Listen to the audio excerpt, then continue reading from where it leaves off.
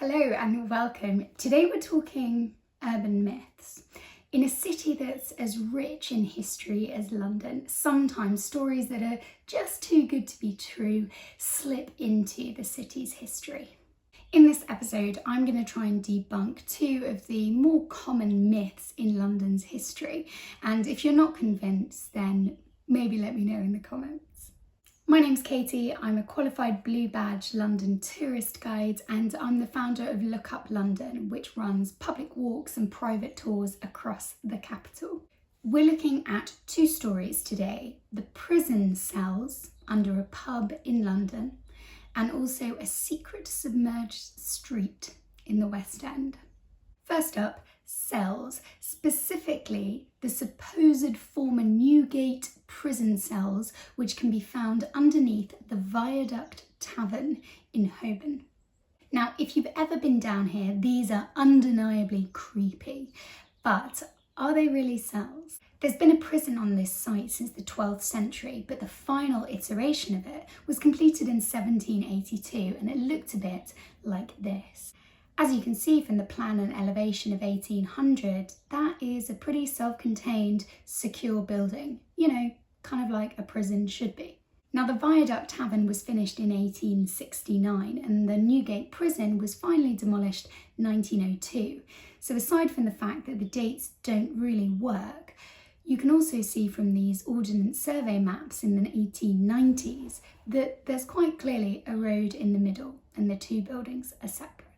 There's not many other images of Newgate Prison online, but in Peter Bertau's blog, he shares some photos from an 1897 book.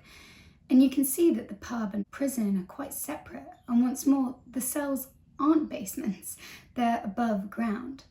By the way, Pete is an excellent guide. I've been on his Bloomsbury tour, so do check out his website. And I've linked to his myth-busting blog post in the description below. Now, of course, the rebuttal to this might be maybe they're older than the 19th century. Maybe there were secret tunnels between the prison and the pub. Well, I mean, maybe, but these cells look very much like wine or beer cellars. So maybe they're just wine or beer cellars. The other gruesome part of this myth is that the hole in the ceiling above these supposed cells is a feeding tube. Now, the conditions in Newgate were undeniably horrible, but this is in fact a coal hole. Above ground, you can see the coal hole. You can see them all over London. They were used to supply homes and businesses with coal for storage in basements. The last-ditch hope for believers is perhaps this is an older prison, not Newgate. Now, it is true that this is on the site of the Giltspur Street Compton. You can see it on this map from Horwood in 1799, and the prison survived here until the 1850s. However, it was demolished in 1854, and the Museum of London Archaeology team said in their report that any foundations and therefore traces of cells, prison or otherwise, have been completely removed from the site.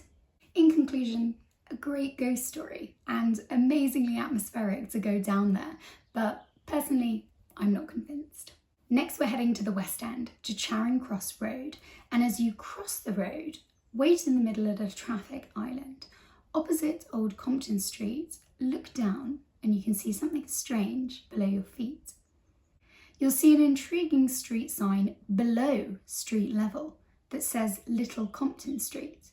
The story goes that this is a submerged street that predates Charing Cross Road.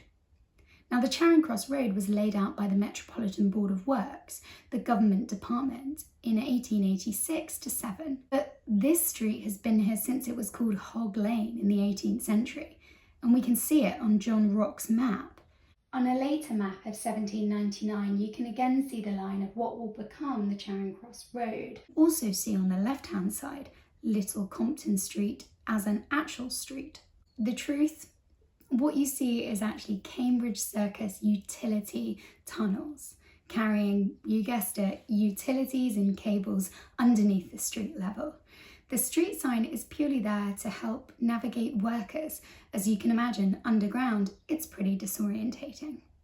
If you want to see below, you can head to the brilliant website gorillaexploring.com where they have some images, and again I've linked to that blog post in the description below.